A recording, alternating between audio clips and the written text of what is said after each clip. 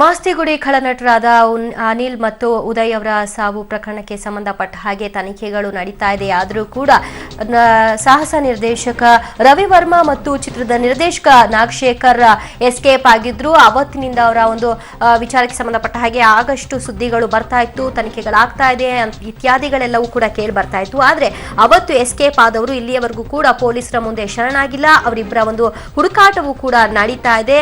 ಅನಿಲ್ ಉದಯ್ ಕುಟುಂಬದಲ್ಲಿ ಒಂದು ಕಡೆ ನೀರವ ಮೌನ ಇದ್ರೆ, ಮಗದೊಂದು ಕಡೆ ನಾಗಶೇಖರ್ ಮತ್ತು ರವಿ ವರ್ಮಾ ತಾವು ಈ ಒಂದು ಸಂದರ್ಭದಲ್ಲಿ ಎಸ್ಕೇಪ್ ಆದ್ರೆ ಸಾಕು, ಇದಕ್ಕೆ ಸಂಬಂಧಪಟ್ಟ ಹಾಗೆ ಬೇಲ್ ಗೀಲ್ ತಗೊಳ್ಳೋಣ ಅನ್ನುವಂಥ ವಿಚಾರಕ್ಕೆ ಏನಾದ್ರೂ ಮುಂದಾಗಿದ್ದಾರಾ ಏನು ಅನ್ನುವಂಥದ್ದು ಗೊತ್ತಿಲ್ಲ. A2 ಆರೋಪಿಯಾಗಿ ನಿರ್ದೇಶಕ ನಾಗಶೇಖರ್ ಇದ್ರೆ, A4 ಆರೋಪಿಯಾಗಿ ಸಾಹಸ ನಿರ್ದೇಶಕ ರವಿ ವರ್ಮಾ ಅವರ ಮೇಲೆ ಪ್ರಕರಣ ದಾಖಲಾಗಿದೆ.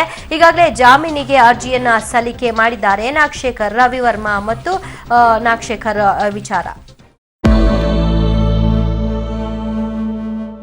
ಟಿಪ್ಪು ಜಯಂತಿ ಮಾಡಿದ್ದರಿಂದ ರಾಜ್ಯ ಸರ್ಕಾರಕ್ಕೆ ಬಂದಿದ್ದೇನು ಅನ್ನೋದು ನನಗೆ ಗೊತ್ತಿಲ್ಲ. ಕಾರಣ ಪಾರಂಪರಿಕವಾಗಿ ಚರಿತ್ರೆ ಭಾಗಗಳೇ ಭಾರತದ ಚುನಾವಣಾ ಚರಿತ್ರೆಯಲ್ಲಿ ನೋಡುವುದಾದರೆ ಸಾಮಾನ್ಯವಾಗಿ ಅಲ್ಪಸಂಖ್ಯಾತರು ಕಾಂಗ್ರೆಸ್ ಜೊತೆಯೇ ಇದ್ದಾರೆ.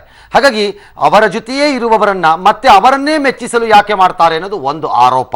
ಬ್ರೇಕಿಂಗ್ ನ್ಯೂಸ್ ಇದೆ. ಯಲ್ಲಪ್ಪ ಮೃತದೇಹ ತಿಪ್ಪಗೊಂಡನಹಳ್ಳಿ ಜಲಾಶಯದಲ್ಲಿ ಈಗ ಪತ್ತೆಯಾಗಿದೆ ಅನ್ನುವಂತ ಬ್ರೇಕಿಂಗ್ ನ್ಯೂಸ್ ಸಿಗ್ತಾ ಇರುವಂತದ್ದು. 2 ದಿನಗಳ ಬಳಿಕ ಯಲ್ಲಪ್ಪನ ಮೃತದೇಹ ಪತ್ತೆಯಾಗಿದೆ.